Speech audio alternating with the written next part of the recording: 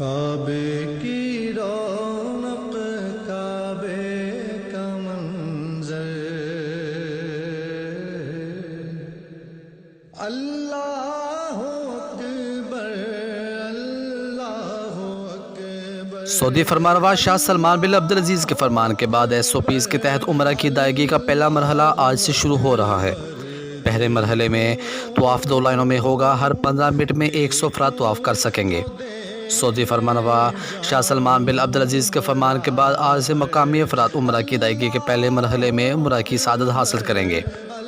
مسجد حرم الحرام کے انتظامیہ کے مطابق اب تک عمرہ کی ادائیگی کے لیے سعودی اور غیر ملکی افراد کے 1,08,041 افراد نے رجسٹریشن کروائی ہے، جس میں سے زیادہ تر غیر ملکی افراد کی ہے۔ آج سے شروع ہونے والی عمرہ ادائیگی کے لیے مطاف میں عمرہ زائرین 2 لائنوں میں طواف کعبہ کریں گے، ہر 15 منٹ کے بعد 100 زائرین طواف کر سکیں گے، جبکہ 15 گھنٹوں میں 6,000 افراد طواف کریں گے۔ عمرہ کی ادائیگی کے لیے 3 گھنٹوں کا دورانیہ رکھا گیا ہے۔ مزید خبروں اور تفصیلات کے لیے دیکھتے رہیے پاسبان لائیو نیوز HD۔ آپ ہمیں فیس بک اور YouTube پہ بھی فالو کر سکتے ہیں۔